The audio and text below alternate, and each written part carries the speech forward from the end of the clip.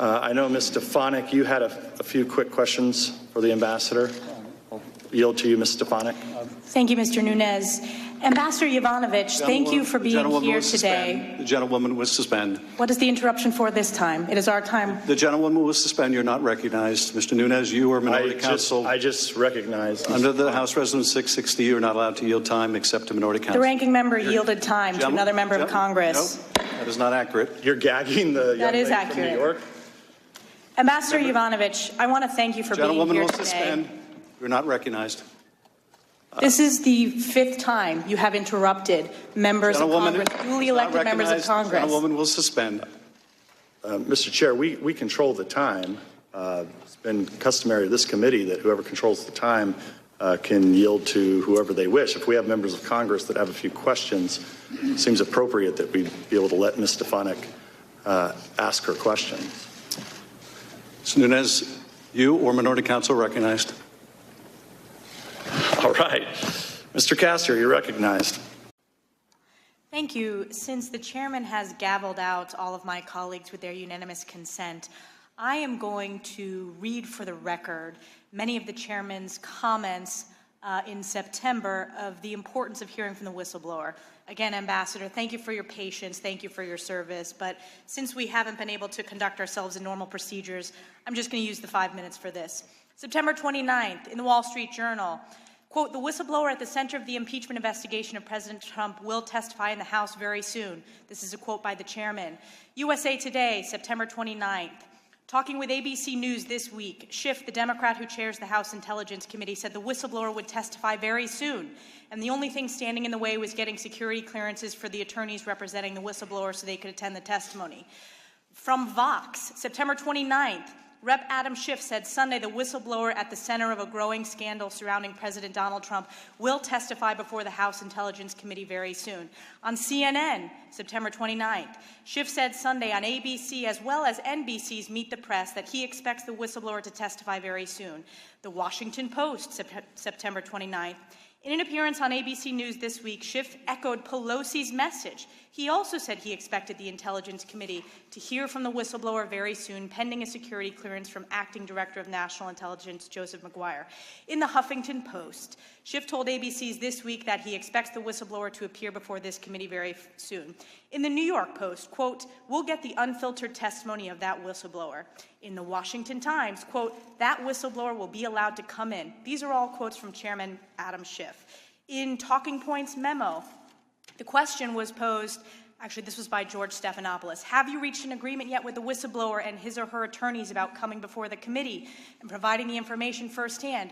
Quote, yes, we have, Schiff responded, and as DNI Maguire promised during the hearing, that whistleblower will be allowed to come in and come in without a minder from the Justice Department or from the White House to tell the whistleblower what they can and cannot say. We'll get the unfiltered testimony of that whistleblower.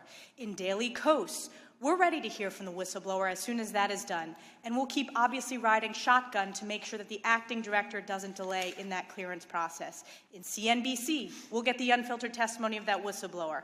In Market Watch, House Intelligence Committee Chairman Adam Schiff said Sunday that an agreement has been reached under which the whistleblower will testify before the committee very soon.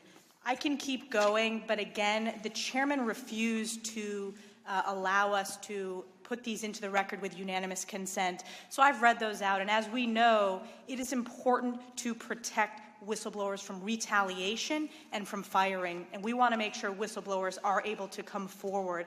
But in this case, the fact that we are getting criticized by Chairman Adam Schiff for statements that he himself made early on in this process shows the duplicity and just the abuse of power that we are continuing to see. With a minute 54 seconds left, I'll yield to my colleague, Mr. Jordan.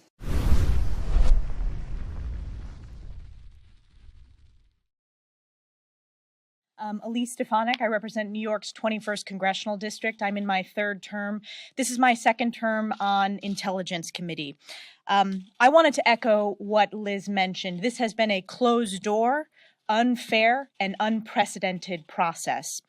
Tens of millions of Americans should know that their member of Congress has had no access to any of the transcripts. In fact, no member has been able to read every transcript, and let me tell you why.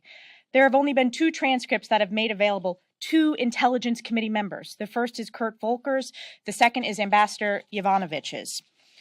We were notified this week at our staff level that they would only be printing one transcript for every single member, whether you're on the committee or not, and you would have to read it with a member of Democratic staff. That is unprecedented and unfair. Again, this is coming from, I sit on the Intelligence Committee. I strongly believe that every member of Congress should have access to every single transcript, because the question begs, how are these members talking about this in their district? How are they so sure the Democratic support of impeachment when they don't have access to the very evidence in this closed process?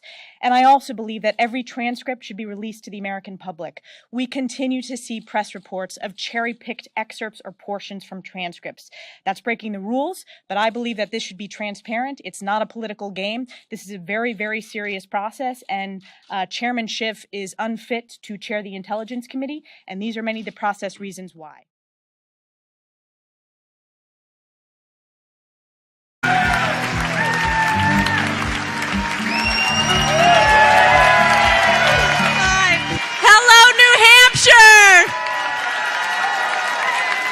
Are we ready to make America great again? Are we going to have a big win in New Hampshire for President Trump? Yes, we are. Well, I am so proud to be here in the live free or die state. And I will tell you, I am used to the cold. Where I represent in upstate New York and the North Country, we have a lot in common with our Granite Staters right here today. Where I represent, it is Trump country, like right here in New Hampshire.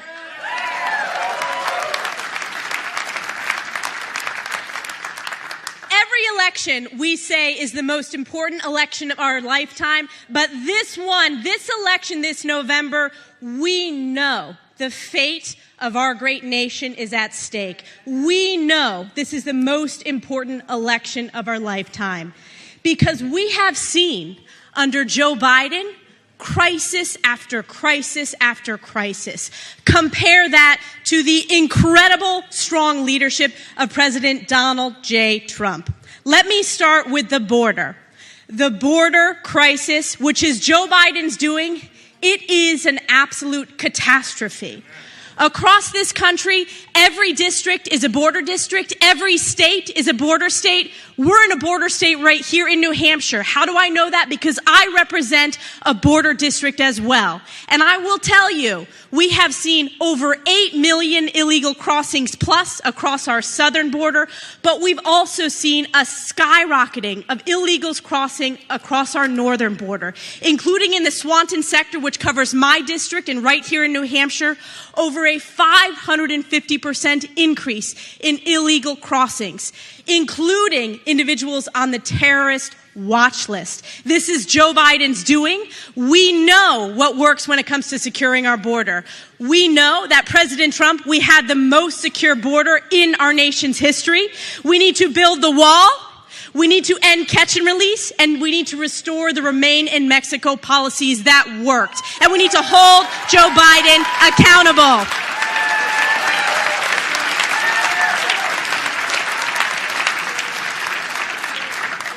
And it's not just the border crisis. It is an economic crisis every single day that hardworking families are facing. Hardworking families right here in New Hampshire, hardworking families in my district in upstate New York, and hardworking families across America. Because of Joe Biden, Nancy Pelosi, and Chuck Schumer's trillions of dollars of reckless spending, we now have the highest rate of inflation, Bidenflation, in my lifetime. People are struggling to make ends meet. The economy has plummeted under Joe Biden's leadership. Compare that with President Donald J. Trump, the strongest economy we had in my lifetime. We know that President Trump's strong economic leadership works, and we need to deliver that to save our American economy this November. And I know we can count on New Hampshire to get that done.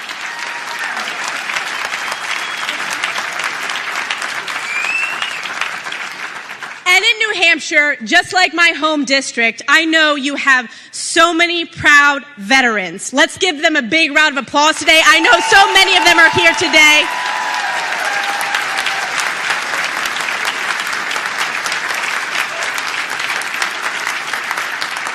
in the House, I was so proud to work with President Trump supporting our veterans, and I was so proud that President Trump rebuilt our nation's military.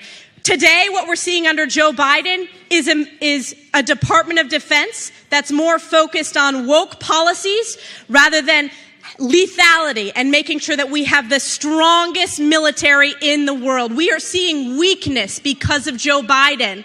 We saw it with the catastrophic withdrawal from Afghanistan, an unbelievable embarrassment that our adversaries were watching. We have seen war in the Middle East, our most precious ally, Israel, under attack under Joe Biden's watch. And it is because he is the weakest commander-in-chief we have ever seen. Joe Biden needs to be fired, and we need to restore American strength in the White House. We need to restore and elect Donald J. Trump as the next commander-in-chief because we know he was our strongest commander-in-chief.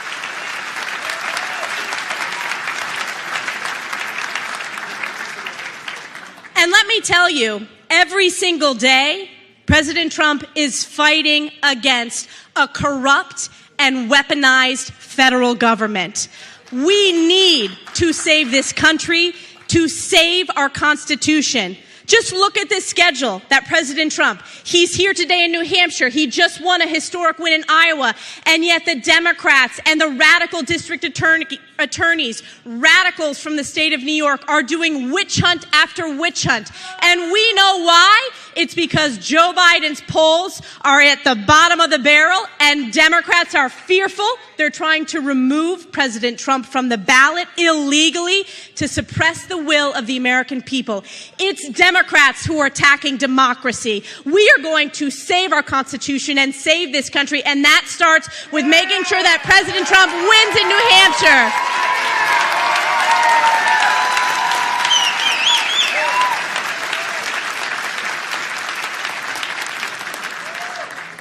And I just want to comment. President Trump is on the right side of history. You in this room are on the right side of history. I was so proud to ask those university presidents a moral question about being on the right side of history. We are on the right side of history. 2 down, 1 to go.